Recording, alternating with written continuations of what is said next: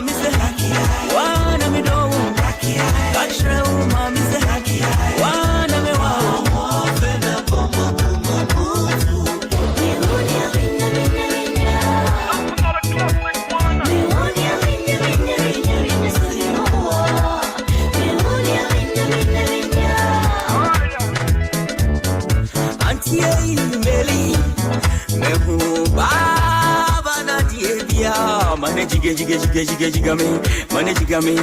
Jiga me, money jiga me. Oh, ime huna tishoko. Hey, ime huna tishoko. Nani sano diani, nanoni kasa, nina jukomono, nodi kumyo, hodi kumyo. Nana junkomo dede, nisanu ediani dede, enkankani trokani. Enkankani Diosafi Auntie Meli Bayo Diosafi Mami Meli Bayo Diosafi Mami Meli Bayo Diosafi Melonia Rinya I'm not a club like one Melonia Rinya Sovinoa Melonia Rinya Kachre mami se wana mi do Kachre mami se wana me wa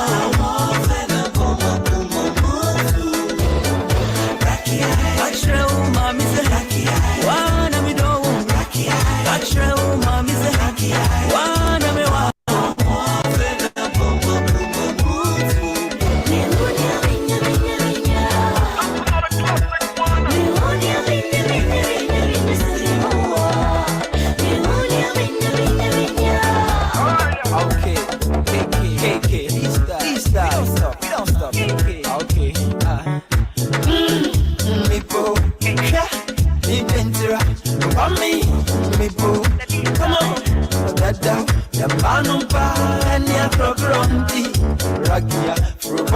me do better na so kwa mfie dola awanu obama no na muzami ya odia mami this side can come over them squash come this side rocky humming man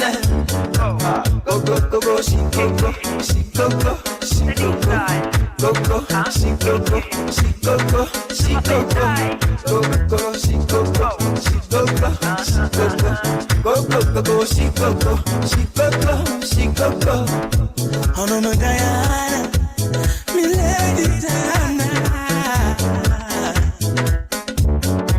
uni me Diana me lady Diana me sunata me sunata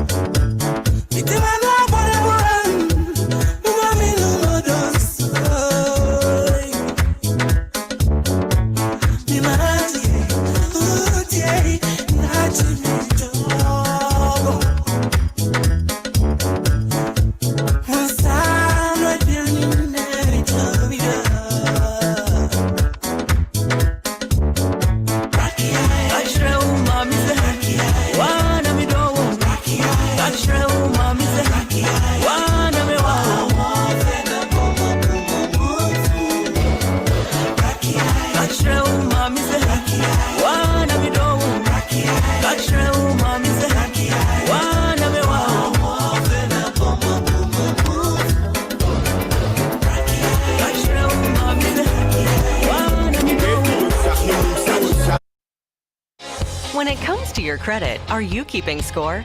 Stay on top of your credit and plan for your future with Equifax Complete.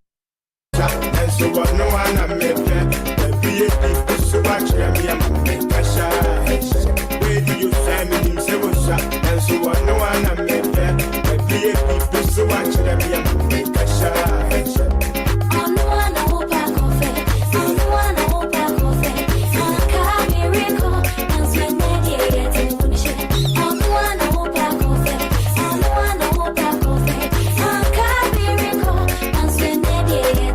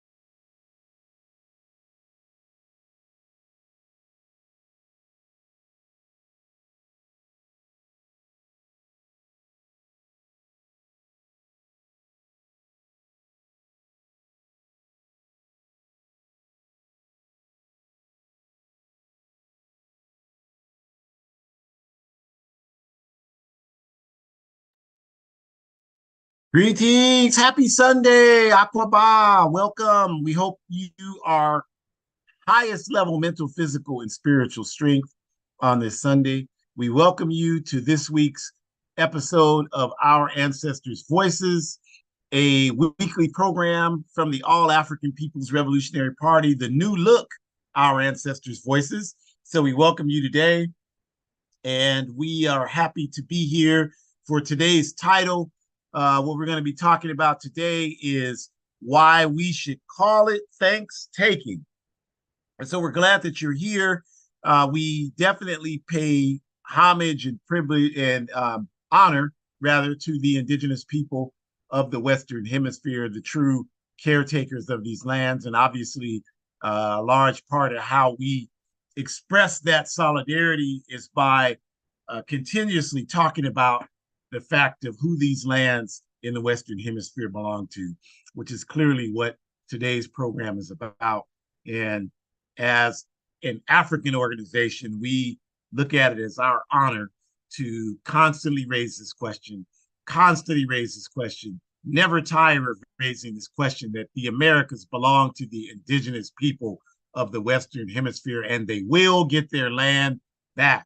And we also give honor and respect to our African ancestors, who are the very reason why we're here, getting ready to take a trip in a few weeks to Ghana, and just came back from the Bay Area where we had a brunch with the people who were attending, and just really made me reflect on, how we have been so well supported by those who came before us, despite our conditions, that they've struggled uncompromisingly to ensure that we could be here today. So we are just honored to uphold that. And we start, as we always do, by just with our introductions. So we'll do that. And we'll say that Our Ancestors' Voices is sponsored by the All African People's Revolutionary Party every Sunday, same time, same places, the AAPRP. And the AAPRP is a revolutionary, independent, mass Pan-African political party, which is based in Africa. And our objective is Pan-Africanism, which we define correctly as one unified socialist Africa.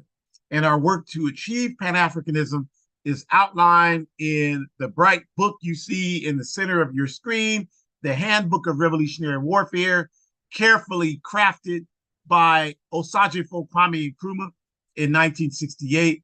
And in this book, Nkrumah lays out the strategy to achieve Pan-Africanism, which is uniting all of the genuine revolutionary Pan-Africanist formations on the ground throughout Africa who agree that Pan-Africanism is one unified socialist Africa, and that's the objective that we have to fight for, uniting all of those entities into one political party. That is our work in the APRP, as called out by Nkrumah in the handbook, and that is what we are committed to doing and what we will achieve.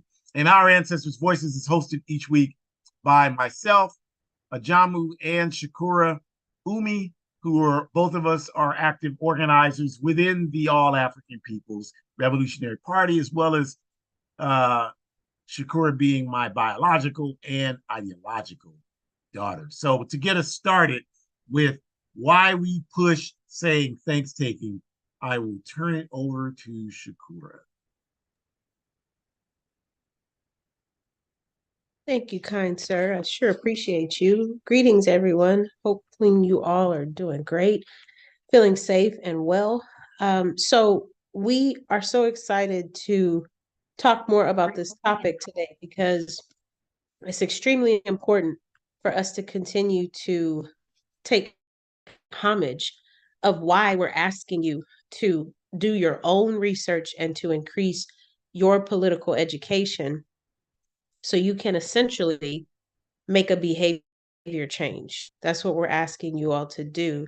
And so we have come up with some points that we'd like to discuss today that will support why we're asking you to make this behavior change, and hopefully shed some more light on the importance of this behavior change so that you can see how this change will affect you all, hopefully on a large level, and eventually, hopefully, on a mass level, right? Depending on how much of this change we can get to pass on to other people. So, yes, we're talking to you all today, but we're also hoping that you'll share what you learned from today, along with the other research that you're going to do on your own time.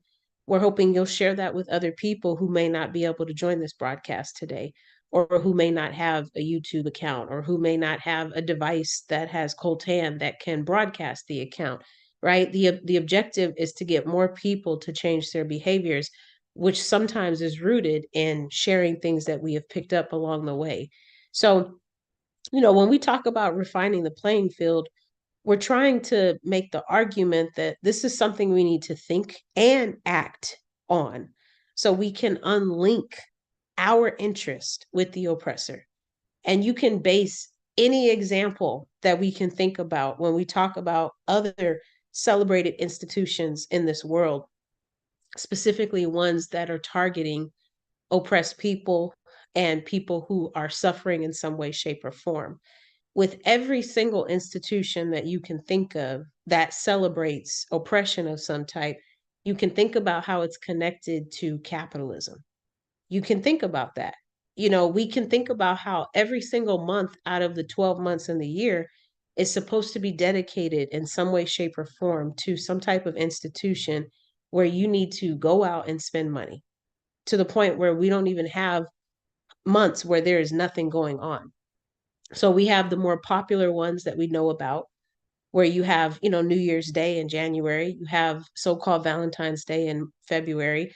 We have the truth and based, really not even based on ethics or principles at all, with March 17th, which you would refer to as St. Patrick's Day. And then, we have the Resurrection Day in April, and so on and so forth throughout the year. And so I guess the point that we're trying to make today is, when did you decide? When did your family members decide that you all would start celebrating those institutions?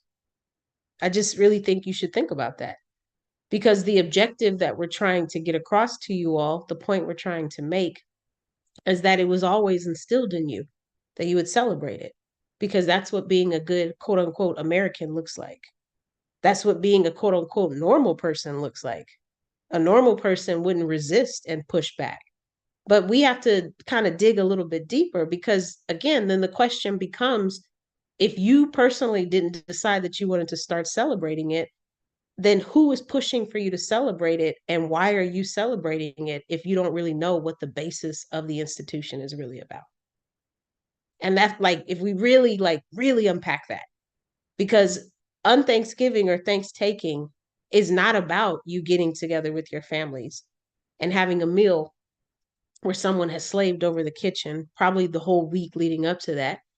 And then there's probably some, very gendered roles or very focused patriarchal or sexist values that are attached with that. And then, you have the football game on and the family is there, and whatever else you're doing, whatever quote unquote traditions you have for that time. If it were that simple, we wouldn't be in a lot of the neo-colonial spaces that we find ourselves in today. If it were that simple, we wouldn't be talking about this topic, because we wouldn't be trying to shed light on the fact that it's not that simple, because we're talking about wiping out an entire group of people. That's what this day represents. And it blows my mind every year that people are so ignorant and they have no idea. So I started really wondering, have they done the research? I'm very privileged. My parents have instilled that in me since I was in the womb. I'm extremely privileged to know that this day is not a day of celebration. This is not a happy day, if you will. When I get through the year, as the months go on, I don't quote unquote look forward to Thanksgiving. This is a day of sorrow. It's a day of sadness for me. I didn't know any of these Indigenous people who passed away, but I think about their spirits every single day. Yes, but especially in this month, because so many people just completely don't acknowledge that they were killed. I think about our Indigenous femme people and how they suffered being raped at the hands of these nasty ass Europeans who had no business putting their hands on them. I think about the children and how scared they were that their parents were under attack and they probably didn't feel like there was anything they could do to help them. I think about the fact that we are on these people's land today, and I see people throwing cigarettes out the window when I'm driving behind them. I see them throwing out cups on the ground. They have no respect for this environment. And they have no respect for the fact that this is somebody else's land. But yet, if you walked in their house and you threw your cup on their ground, they'd be ready to fight you. So these are some serious, serious behaviors that we are asking you to evaluate on a serious, serious level, which means you're going to have to separate it being about you. You're going to have to separate that because unless you identify as Indigenous, this is not about you. This is about you understanding that the Indigenous people need your help, which means your ignorance is not going to help them. So when you refine the playing field, that means you are unpacking why you do the things you do under capitalism. And if you truly unpack it in an ethical and an honest way, you will start to realize that you have no idea why you do the things you do because you never made the decision to start doing them. The system had already communicated to you that this is what you need to start doing. And it started framing it for you where you would start seeing media, you'd see commercials, you'd see things that helped you associate with the different institutions for the different months. I think about how technically right after so-called Xmas, we see hearts and we see Valentine's Day cards. And it's amazing to me because we haven't even got to New Year's yet. But we see it out because the systems and the organizations, the companies, they know that they have got to be quick in terms of putting their stuff out first. You know why? Because from an imperialist standpoint, they understand that they are competing with other organizations and other companies to get your dollar. So if they put their stuff out first, you probably will be more inclined to buy from them than to buy from Target. If Dollar Tree gets their stuff out before Walmart, you're probably more inclined to buy from Dollar Tree than you are from Target. Everybody is out for your dollar. That's what capitalism is. So we have to think more about why we're doing the things that we're doing. And that starts with understanding why you're celebrating institutions and this backward system that have never, ever, ever cared about humanity at all. So why would they start now? And if you really understand that, then you understand that every single institution that is celebrated, at least in the American space, is not celebrated from a humane standpoint. As I just said, this is a holiday that talks about how we should be happy that people were murdered. We should be happy that people were murdered, you all. I don't find that to be a happy thing. Do you? I don't find that to be a good thing that we should smile about. That is a horrible thing. It's atrocious. It makes me want to throw up when I think about that. And the last thing I would think to do is eat a bunch of food, knowing that that's the same day that people were attacked and they lost their land. That's the same day that people lost their respect. That's the same day that everybody decided not to value Indigenous people anymore. That makes me feel disgusted. That makes me feel ashamed. That makes me feel like I need to do something different in my life. So I'm very grateful for the All African People's Revolutionary Party. I'm grateful that my parents chose to organize with this organization. I'm grateful that they insisted on taking me to events that were hosted by the American Indian movement so that I had exposure very early on, where I was able to learn and read about different strategies and different ways that Indigenous people were trying to exist and to try to get back their gosh darn respect in this backward system. I'm grateful that the sunrise service is still happening to this day at Alcatraz. I'm grateful that my parents insisted that I go to it. I'm grateful that the Indigenous people are still trying to let people know we're here. We have been strongly wronged, and we will put an end to it because we are working to get our land back. But as a former oppressed person who also understands what that means, I am working very hard with the All African People's Revolutionary Party so that we can support them because their struggle is not separate from our struggle. And so when we think about understanding the basis of these institutions, then we can start to better understand why we should not be celebrating them, you all. If we lived in an environment where people actually mattered, I wouldn't be making the same argument. But that's not where we live. We live in a world where people don't matter, especially if they don't have a lot of money. That's the world that we live in. So if we understand where these institutions are coming from, we can start to think more for ourselves. That's the other piece that I was trying to say earlier is none of the decisions that you've made in your life, for the most part, have been based on you taking ownership or advocacy. They've been based on how society has formulated and set the agenda for you to make these decisions. So again, if you understand the basis of these institutions, you can start to make different choices on whether or not you want to keep celebrating them. And maybe you do, but I strongly doubt you're listening to this seminar if you didn't already see a problem with unthanksgiving. So because you know there's a problem with it, you should do as much research as you can so that you can help other people understand that there's a problem with it. And so that we can, for once, start to celebrate the Indigenous people and the right for them to have their land back. So we can start to celebrate that what happened to them was not okay. So we can start to celebrate that their story is not over. And we need to tell their story as much as we can from a humble ally standpoint so that other people can really understand that this has always been the way it's been. It was just never communicated because Indigenous people don't matter, just like other colonized people. Next slide, please.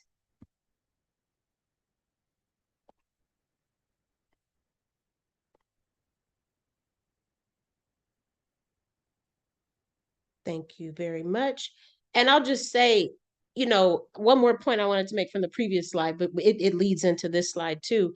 The other piece about really understanding why we do what we do is really because a lot of the choices and behaviors that we're currently displaying are based on a reflection of the system we live in, which is not a humane system. So again, like these choices that we're making are because our enemies are deeming them to be worthy choices. So we don't want to align with the enemy. We want to push back as much as we can. We want to resist as much as we can. We want to try to take a different step and a different approach so that we can make a change because we don't want the Indigenous people to continue to not have their land. We want to try to fight as much as we can so that they can get closer and closer and closer and closer to getting their land back. And in doing that, we're helping to change how people look and think about Indigenous people, but we're also helping their struggle by helping our struggle and vice versa. Because we helping them to get their land back helps us get one step closer to being less oppressed and to getting our land back, and vice versa. And in helping the Indigenous people, we can continue to work on helping the Palestinians. We can continue to work on helping the Irish. We can continue to work on helping folks of Asian descent, and so on and so forth. So we can think more about that because, you know, we also live in this society where you're constantly being under a microscope for every choice that you're making, right? Especially if you are a colonized person. If you are femme, if you are marginalized, if you're differently abled, if you're LGBTQ plus, people are constantly watching you, watching your every move and make, right? Constantly under surveillance, right? And so, you know, we think really hard about that because we're going to be judged based on how we give the reaction to what's happening, right? So if that is the case, then we should know that we are standing on the shoulders of ancestors who have all had to make choices. And many times those choices have been to make a difference. We can think about how all of our ancestors, even if you're not African, you still have ancestors that made choices that hopefully made a difference in the world that we live in. And so, since we are looking at that and we're being examined so closely because we're being looked at, but also because we're thinking about our ancestors, then we should understand that we're being examined based on everything we do. So, we should choose a path where we can be more humane because people are watching you regardless.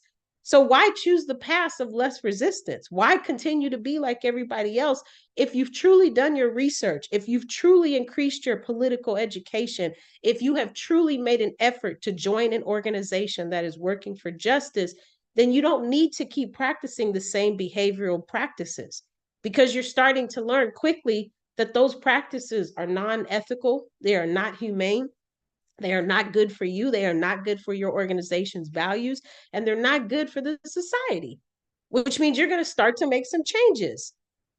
You're going to start to be able to say very easily thankstaking or unthanksgiving.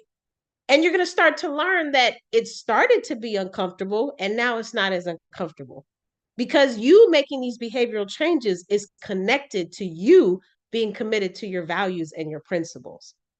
We gave a seminar, it was probably last year now, about the importance of committing to your values and principles. You can find it on YouTube. But the most important thing from that seminar is that it's very easy for you to just stand for nothing, because anybody, can just tack you down and you don't have to worry about defending yourself or thinking about how your ideology is worth protecting or fighting for. But if you actually stand for nothing, you'll fall for anything, because anybody can manipulate you. Anybody can change your conditions, and you're malleable. So you're ready to be changed in any way, shape, or form. But when you actually commit to your principles, when you actually commit to them, and these are real life scenarios where you're committing to your principles. I was talking to my partner just the other week about what his plans are. And I said, so are you going to be in town with your family for unthanksgiving? He knows that's the kind of language that I use. He's very familiar with that. And so then he responded to me and he used the word that is traditionally used in our institutions. And then I responded and I said, oh, yeah, so for unthanksgiving. And I just went right back. So I kept saying and he kept saying the other word, and we just kept having a conversation. I use that word at my job. I use that word with my students when I'm teaching. No one has ever heard me say the word that is usually associated with the institution. And I literally have taken it out of my vocabulary. So I don't even think it benefits me to say it now. To me, that would be considered a bad word, because it doesn't acknowledge what has happened to our comrades. And that's the whole purpose of me saying is because I'm trying to resist it and to give word and a head nod to Indigenous people. So again, like, you understanding the foundation for why you do what you do, that's key, right? That's the first piece. The second piece is, once you start to understand that, you should really consider joining an organization that's working for justice, and one organization that has a way for you to increase your political education, because you'll be able to increase your political education by learning these foundational principles of these institutions, and vice versa. Both of those things will come in handy for you doing your independent research, but also being in an organization where you can collectively do research and read about other comrades who have talked about the contradictions of celebrating, diaspora, imperialist, capitalist Western holidays, where you can start to think, or Western institutions, where you can start to think more about how understanding more about why it's not okay to celebrate them gives you a better headway and get a better lead in, so that you can navigate that space a little bit differently.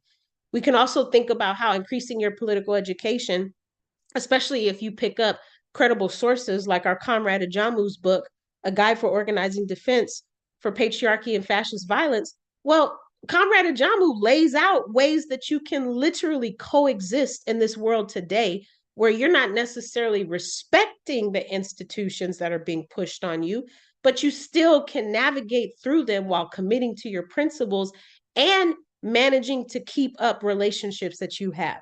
Because it's quite possible that you may work with people who still celebrate these institutions. You may have a relationship with someone who still celebrates these institutions.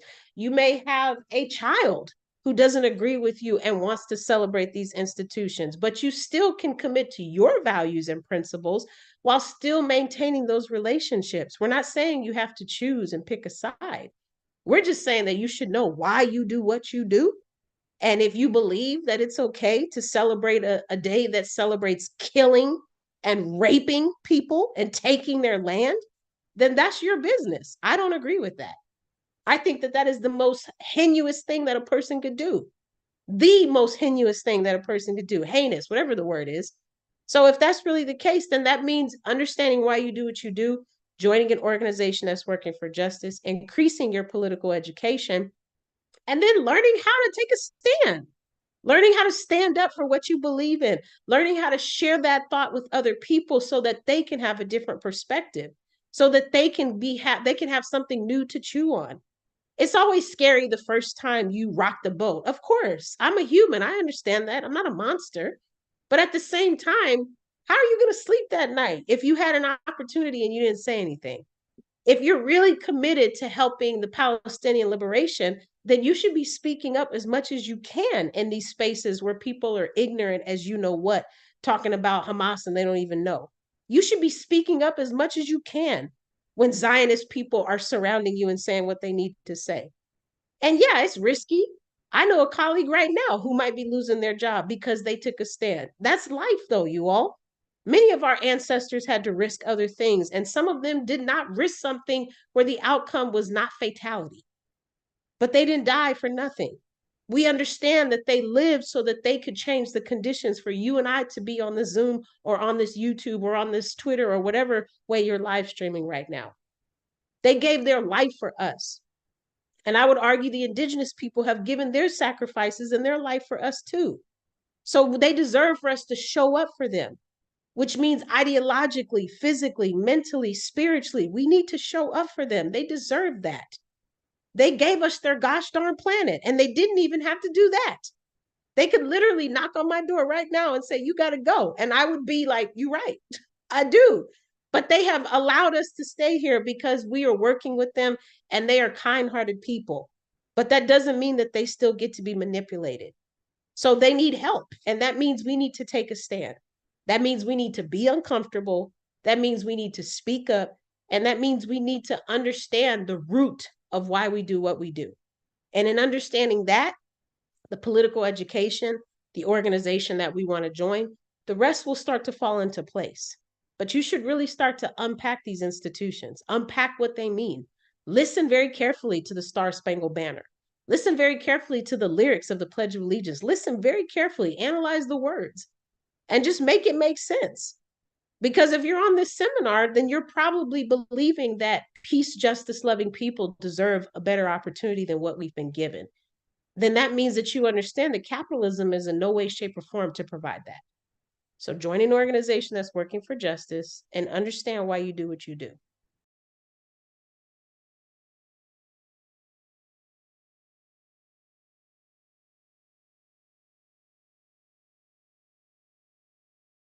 Ashe Shakura, thank you very much.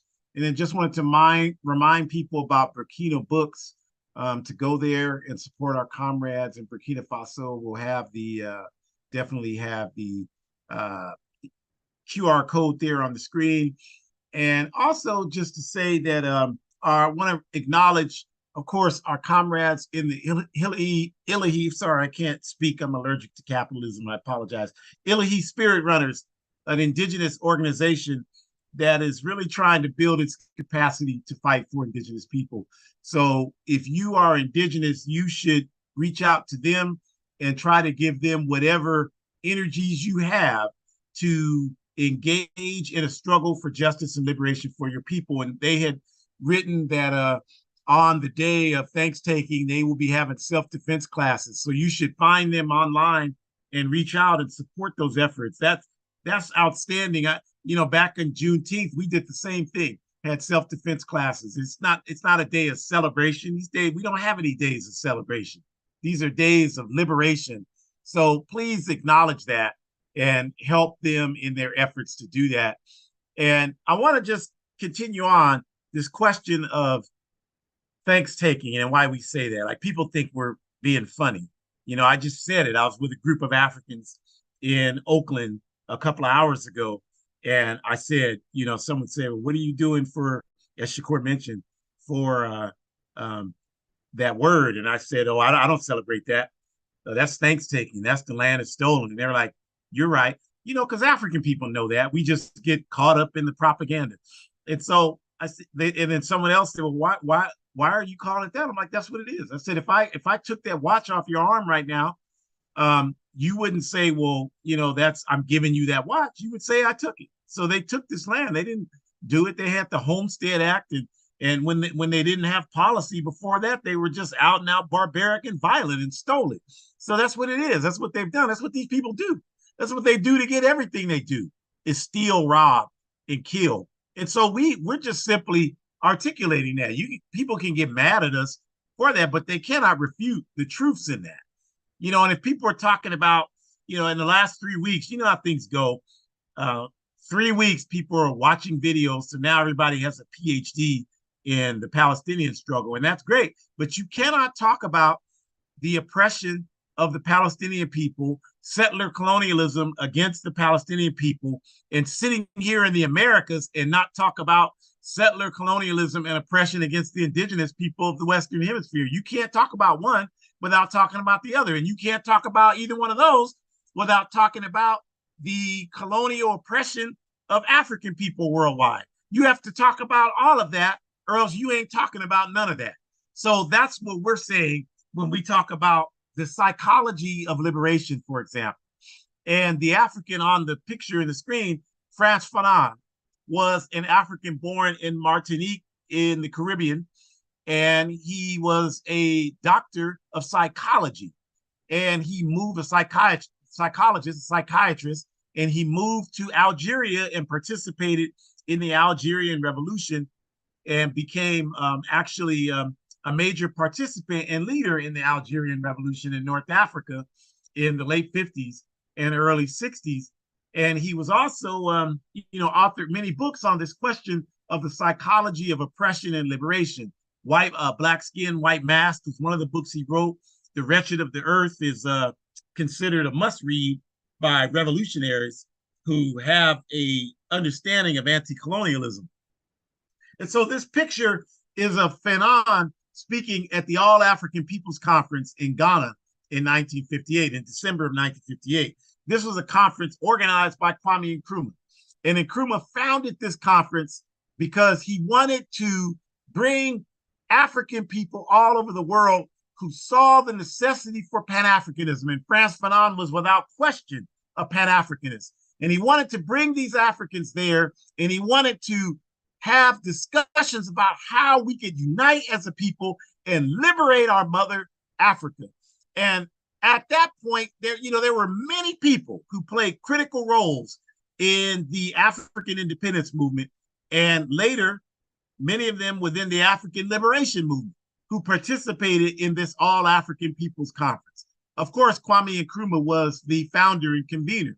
Ahmed Sékou Touré, another ideologue for the All African People's Revolutionary Party, was there and participated.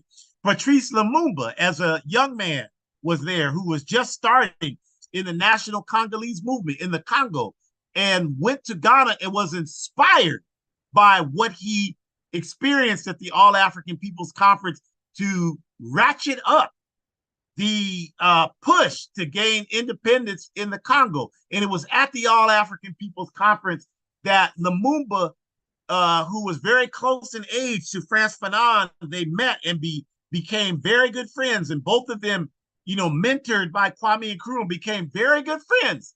But up until the point that Fanon spoke at that conference, the dominant theme was nonviolence. That was the theme at the All African People's Conference. That we need to achieve our liberation through nonviolence. And Fanon got up there, the picture you see on the screen, and he told the assembled delegates that we will never gain freedom and liberation until we can speak the language of the people who are oppressing us. And if they are oppressing us through violence, then we have to figure out how to organize and strike back at them and beat the hell out of them to get them up off of our backs. And that's what we mean when we say the psychology of liberation. And that is very important, because a lot of us today will sit around here and talk about, well, they got us outnumbered. It ain't but 2 million Indians, so they can't win. They can't get their land back, even though I want them to, because it ain't but 2 million of them. And again, this is a question of the psychology of liberation. How do we think about our ability and capacity to become free? Because Leonard Peltier, the great Indigenous freedom fighter who has been in prison for 45 plus years because of his work on the Pine Ridge Reservation area in South Dakota and for Indigenous people overall, in his book, he wrote that the European asked him, well, How can you get your freedom when it's so few, he said Indians, so few Indians. And Leonard Peltier said there's actually millions upon millions of us. As soon as the so-called Latinos wake up and recognize that they're indigenous people, then that increases our capacity. The psychology of liberation, our ability to believe that we can win and organize to achieve victory. That's what Fanon was talking about in Ghana in 1958. That's what Leonard Peltier was talking about. That's what we need to talk about today. That power is conceived at conception. The first thing we have to do is believe that we can win. As long as we're walking around here afraid to speak up, long as we're walking around here, well, I don't want anybody to be mad at me. I don't want anybody to be upset. You should already be upset. If you aren't upset right now, you need to check for a heartbeat. If you're not upset, you should already be upset. You should be upset at a whole lot of things. You should be upset that the masses of peace and justice loving people on the planet Earth are forced to suffer indignities, forced to suffer death and destruction simply for standing up and trying to live as human beings. If that doesn't make you upset, then you don't have a heartbeat. You don't have a brain function. You don't have anything except the rote ability to eat, pass gas, defecate, urinate, have sex, and do the basic things that do nothing to separate you from lower animals, lower level animals. You may as well just get on all fours, crawl, and roar, because you're no different than lower animals. The thing that makes us different is our ability to reason. And so we have to understand the importance of power being conceived at conception. We got to stop all this negative talk and recognize that we are on the side of justice. We are on the right side of history. And that alone is the only weapon we need to get our freedom, to organize our people and get our freedom. And because I believe that to the fullest extent of my existence, it's not difficult for me to believe that the indigenous people will regain these lands back. I know for a lot of you don't believe that, but it's not difficult for me to believe that they will regain these lands back, because my entire life has been about people telling me what I wasn't going to be able to do and how I was going to be able to fail. And I didn't listen to any of those goddamn people. And here today, now they're asking me to borrow money. So I know that I had to decide early on in my life that I was going to look at life from the concept of what needed to happen and how the hell I was going to get there to make it happen. Power being conceived at conception. Anybody in your life that's telling you that Africa would not be free, African people would not be liberated, Palestinian people will not get their land back, African people will not get their land back, indigenous people will not get these lands back. Anybody talking to you about that, that's somebody you don't need in your life. I don't have anybody in my life that talks like that. I don't have anybody in my life. And even if they believe some of that, they know better than say it around me, because they'll get blasted, as they should. And that's because I don't want all that negativity around me. And when Shakura was a little child, we didn't allow people to talk like that around her. We would correct them and tell them, you don't come here talking like that. We don't talk like that. We recognize this is indigenous peoples. And if you don't recognize that, you're in the wrong place. Get the hell out of here. We'll pack you a ham sandwich and send you on your way. So that's what we got to understand. Power is conceived at conception. And we have to believe in ourselves and our collective people. We have to believe that we can win and stop all this mealy mouth, hoot butt, cowardly analysis that, well, you know, we can't do nothing without the Democratic Party, without the Labor Party, without the white man. We can't do nothing without them. We don't need anybody that doesn't need us. We don't need anybody that doesn't need us. We have all the intelligence that we need. We have some of the most intelligent people on the planet Earth, some of the most creative people on the planet Earth, people with the biggest hearts and minds for humanity on the planet Earth.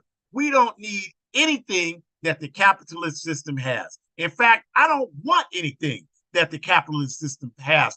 Only thing that I know that we need is the hearts and minds of the masses of the people. So if you're indigenous and you have a true, genuine heart for freedom for your people, all you need is the ability to go out and work with your people. And the more you do that, the more you'll realize that that's all that needs to happen. And the same, of course, for all of our people, all of our African people, and all peace and justice loving people. All you need is the belief that we can be free. That's all you need. The language of liberation creates confidence in our struggle. If we understand that language, a lot of us aren't bilingual with that language. We only speak the colonizers' language. We have to grow so we can understand the language of liberation. The two pictures on your screen are African people rising up, demanding justice in Niger, in Africa. The bottom picture is people rising up in Europe, demanding justice for the Palestinian people. There are just as many people who will rise up and demand justice for the indigenous people of the Western Hemisphere. I just didn't have a picture right now to illustrate that, but the point is that these are clear examples for us that people are ready to move. The only problem is we, those of us who claim to be dedicated to this work, we are not critically organized in a way that will allow us to go and get those people. That's all the problem that exists. The minute that we go and develop our program and have the humility to carry it out, we will be free, as Kwame Ture used to say, like the sun follows the moon. And so we're talking about the more we practice denormalizing unhumanistic institutions like thankstaking, calling them out, that's an important first step for us getting to the level of organization that we need to have. What we're doing when we do that is we're creating a milieu for the conditions for progress for us to happen. And the way we do that is by deprogramming people. I'm not talking about beating people over the head, but what I'm saying is just say, when people say to you, have a happy, you know what? Say, oh, I don't celebrate that. That's what I do to everybody. I don't celebrate that. You don't? I'm like, no, I don't celebrate that. That's theft of land and murder and annihilation against the indigenous people of the Western Hemisphere. It's disrespectful. Oh, I didn't mean it like that. Now you got them on the defensive. I'm like, I know you didn't mean it like that, but I'm going to take, I don't want that in my spirit. So that's why I'm telling you that. I don't celebrate holidays, so-called holidays of genocide. I don't do that. So we're not into that. Well, I don't do it either. They always say that. And that's how you know that your argument is on the correct side of history. Well, I don't celebrate it either. And then I say, oh, okay, so you're eating turkey, you're eating dressing, you're eating it on the day that these crooks and thieves designated, but you're not celebrating the holiday. Just because you don't say that word, you're still perpetuating the values of the holiday, because you're not getting up and saying, this is indigenous people's land, let's have a conversation about that. So by default, you're supporting the institutionalization of the theft of this land, and you're celebrating that. And the only way that that's not the case is you have to make a decision to stand up, call it out, point it out, have a conversation. So that's a call to action we have for everybody that listens to this. You have an obligation. When you're sitting there, you can't just be thinking, oh, I'm hungry, I got to eat. You got to be saying, how can we have at least a 5-minute conversation about what is going on with this question of theft of land? We have to have that conversation, at least a 5-minute conversation. I guarantee you, if you're here at my house, that conversation will take place. I guarantee you it'll take place. You got to do it. It can't just be me and Shakura and the people in the APRP doing it. You got to do it. Everybody got to do it. So we got to create a culture and an environment where this is the norm, where this happens. And when we start to do that, that's when we start to deconstruct this nonsense. But as long as you sitting there at the table, well, I ain't gonna say nothing about that because they might tell me I can't eat, and I sure do want me some of that dressing. Well, as long as that's what your mindset is, and that's the best you can do, then I hope you eat the goddamn dressing and get indigestion, on unprecedented case of indigestion, because that's all you are, is a bunch of hot goddamn air. So you should get indigestion. You should be you should be licking at the chops to raise this question on that day. And so we're calling you out that that's what you need to do on that day. And once we begin to behave like this, we create the conditions where we can move forward, because now we're operating on a foundation of justice. Is it going to be easy? Hell no. Nothing worthwhile is easy. But is it going to be correct? Absolutely. Will you have more respect for yourself because you're doing it? Absolutely. Absolutely. You won't get indigestion. I don't get indigestion, because I'm telling folks that's what this represents. And if you got a day off, it's only because people fought for you to get the day off. The Pilgrims didn't do a goddamn thing for you. Never have and never will. No point in your life will Pilgrim do anything to improve your life. I can guarantee you that's not going to happen.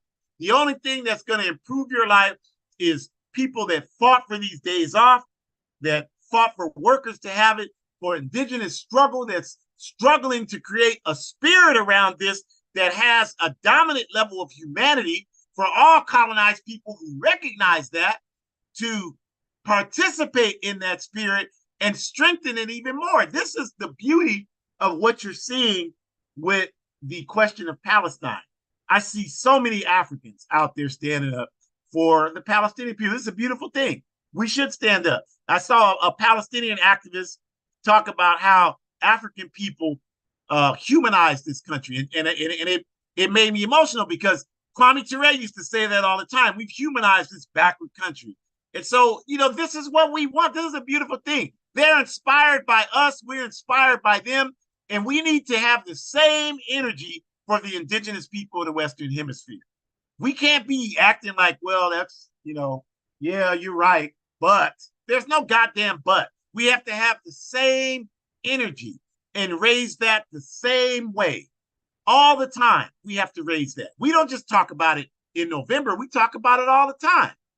When we had work study yesterday, we talked about it. When we had the event last week, we talked about it. When we had the event before that, the week in Oakland, we talked about it. We had the American Indian movement there when we talked about it. We talk about it all the time. So these are African people. When I spoke at the Anarchist Book Fair last Sunday, I talked about the Indigenous people of the Western Hemisphere. We talk about it everywhere that we participate in, because this is a part of the struggle for justice that we're engaged in. If we're not fighting in a vacuum, we understand that. We know a lot of people don't. A lot of people are confused. They're not even participating in the struggle for justice. When people talk like that, I know they're not participating. They say things like, well, nobody is here for Black people, so I don't pay attention to anyone else. Anytime someone starts to talk to me like that, I just tell them, I know you're not involved in our struggle for justice. Well, I am. I'm like, well, what organization you're in? Well, I ain't got to be in the organization. I'm like, you ain't in the organization. Oh, I know what organization you're in. You're in the organization of cerebral confusion. That's your organization. When does your organization meet? Whenever the hell your brain says, oh, I want to meet today, and then you sit there on your ass, and then an hour later you say, we just met, because the only thing that your organizing work consists of is whatever idealistic bourgeoisie, idealistic confusion passes through that thing that you call a brain between your ears. So you're in the organization of idealistic confusion. That's what that is. We've got to get beyond that. And start, the minute people talk to me, I know that. And I'm sick of it. I'm tired of hearing it. And I tell them that I don't care if they get insulted. I don't give a damn. They should be insulted. If you're a good organizer, you should be making people uncomfortable at least sometimes. If you're walking around here trying to make sure nobody's offended, you might as well sit your ass down. You're not doing anything to advance this struggle. So how the hell is everybody going to be comfortable in this backward cesspool society that we live in? People are supposed to be uncomfortable. The oppressed are uncomfortable. We got to make these other people uncomfortable so they can recognize that their discomfort is going to continue to grow until justice is served. That's what this is all about. I'm not confused at all. You can be mad at me for saying it, but you cannot say that I'm wrong. You can't say that unless you're a damn liar, and a lot of you are liars. But we don't listen to liars. We're talking about people who are genuinely concerned about justice and forward progress. That's what this is about. So how we act, who we are, how we act, like what do we do? What does that consist of? We have to understand, you all, that propaganda is a tool. Propaganda is not a bad word. It's a tool. That's all it is. It's a mechanism for us to inform people. What is propaganda? Propaganda is you don't have necessarily the opportunity to sit down and read a whole book to somebody. That's not how the society that we live in works. You're not going to have that opportunity to do that for most of your life. So what you want to be able to do is hit people with various nuggets of the truth. Give them that. That's what we mean when we say propaganda. So an example is the one that I've been using since I've been participating in my part of the presentation today. I don't celebrate that day. I call it thankstaking. That's what it is. It's the land was stolen. I never say that to anybody and it doesn't start a conversation. And I don't just say that as an individual. At my job, I'm going to do a presentation next week on the indigenous people of the Western Hemisphere. You don't believe them? Call them and ask them. I work for SEIU, the labor union. Call them and ask them every year. They know they got a presentation coming on the indigenous people in October and November. That's going down. They know that. And they got to talk about it. And there's indigenous people in there, whether they call themselves Latinos or not. And I tell them, this is your land. You got to act like it. You got to act like this is your land. I guarantee you, if I was in Africa and these people were in here acting like they were, I'd tell them, get the hell here. We need here. I'll meet you at the beach. Well, what are we meeting at the beach for? Because you're going to get a kayak and kayak your ass back to Europe if you don't improve your behavior. You are not going to be here acting like that. This is our land. That's how I feel when I'm at home in Africa. This is ours. You are a guest here. I don't even know if you're a welcome guest. So if you don't act right, get the hell out, because one day we will organize capacity to throw your ass out. So that's how I tell them, y'all got to act like it's your land. You know, one of the people was talking about some African people there that I can't stand. We're making fun of we have land rights ceremonies to start all our events. This is one of the things we've implemented. And we have one of the sisters who's here that does the land rights ceremony. Well, yeah, and they were making fun of it.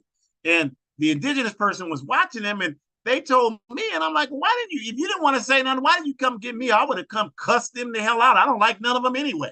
But even if they were my best friends, well, they wouldn't be my best friends talking like that. But even if they were, I would still tell them, because that's the work that we have to do. That's what we have to do. If you're not willing to do that, what the hell good are you? No one is divorced from the influence of propaganda. All of us are influenced by propaganda. All of us are influenced by it every single day of our lives. The only problem is that the forces of justice do not see the importance of engaging in consistent propaganda. And that's what we have to do. We have to engage in consistent propaganda. The Americas belong to the indigenous people of the Western Hemisphere, and they must get their lands back. That's all you have to say. That's all you have to say. That's the message. That's it. Capitalism and imperialism rely on propaganda, and because they do, the forces of justice have to rely on it as well. We have to be double diligent about propaganda than they are. We have to be more committed to propaganda than they are, because their institutions, like in the picture, the police and all that, they're constant in their propaganda. Well, we're criminals. Reason why the jails are filled with black, brown, and red people is because they're criminals. You hear this is common propaganda today. They say it openly. Well, black people commit the majority of crimes. That's a goddamn lie. There is not even the enemy's data says that. But some of you who just heard that, you believe that. Oh, your black people commit more crimes because you're listening to their propaganda. And you don't have sense enough to double check it on your own, because there's nothing between your ears but horse manure. So that's why we're saying we've got to wake up and recognize that these people propagandize us 24/7, 365 days a year. And we got to start propaganda. I told a white man the other day, he was like, black people commit 51% of crime. I said, that's a right-wing talking point that you got. You too stupid to come up with it by yourself. I know you are, because I had a shirt on that said the slave labor created wealth in this country. He was mad at that. I said, you're too stupid to do that. So that's where you got that. I said, you can't prove that. Where'd you get it? You can't prove that. I said, every population in this society is convicted of crime consummate to its percentage of the population. That's an absolute fact, no matter what you say. And he was talking about, what about the big cities? I'm like, the highest crime area in this country is these poorer communities like Anchorage, Alaska. That's the highest crime city in the country. I'm not talking against the people in Anchorage. I'm just saying that they want you to believe it's Chicago. That's all they talk. A lot of you believe that, it's Chicago. They kill 1,000 people every weekend in Chicago. That's a goddamn lie. And stop that. Stop listening to their propaganda and learn how to develop our own propaganda. The Americas belong to the indigenous people of the Western Hemisphere, and they must get their land back. Just like the African woman in the picture on the bottom, people over power. Simple message, propaganda, resist. Simple message, propaganda. Everything you do should be about propaganda. Yesterday, the young Africans in the APRP work study circle, they were laughing at me, 3 of them, because I had that something on. I had a hoodie that said African. And the one African said, where do you get that? I said, well, your organization sells it. You should buy one. And they were like, but you have this stuff. And I said, when have you all ever seen me when I didn't have propaganda on? You've never seen me. I dress like that every day of my life with revolutionary propaganda on. And even in my job, and a couple of them see me in my job, I'm like, yo, do I dress like this at work? Yes, you do. I'm like, everywhere I go, I have propaganda on about revolutionary change. You all, the problem is that you all got Nike on. You got Adidas on. You got all that nonsense on. All of us should have revolutionary propaganda on all the time. That's how we will change this environment, you all. So we want to thank you for joining us today. And we ask you to come back next week. We're commemorating the escape of our comrade sister, Ashada Shakur, from the dungeon prisons in this country and her going to Cuba. But we're going to talk about Assata Shakur and the Black Liberation Army. Not much is talked about the BLA, the Black Liberation Army. So we want to talk about them and give them honor and respect next week. So please join us, same time, same space, everything else. And then we want to ask you, the QR code on the screen there is for Burkina Books, our comrades in Burkina Faso. Please become a sponsor as little as $5 a month. Please let us know you're doing it. Very, very, very, very, very important. Support our revolutionary political work on the ground throughout Africa. Go to the APRP site, aprp-intl.org, and join the All African People's Revolutionary Party. You should join or join some organization. Join the Black Alliance for Peace, Malcolm X Grassroots Movement, whatever African organization you want to. And I told the Europeans we had a couple of Africans that we recruited for the APRP at the Anarchist Book Festival. And I told the Europeans, y'all got to be in organizations too. So a couple of them said, yeah, we want to start political education-based organizations. So I'm going to work with them to get them started, because everybody's got to be organized. And I told them, we can't, white people get in our way of our freedom. So y'all got to organize your own people. So we'll help you get started. You got to do the work. So that's what we do. And then also we want to recognize Hood Communists, www.hoodcommunist.org, looking for articles and submissions against imperialism, against capitalism, anti-colonialists. So submit articles there. The email is hoodcommunist@protonmail.org. So go ahead and send your articles in there. Please go to betterworld.me and you can get these videos. This one will be ready in about 30 minutes or so. And we have all the other programs in the APRP. You can find out those programs at the APRP site, aprp-intl.org. And my book, A Guide for Organizing Defense Against White Supremacist, Patriarchal, and Fascist Violence.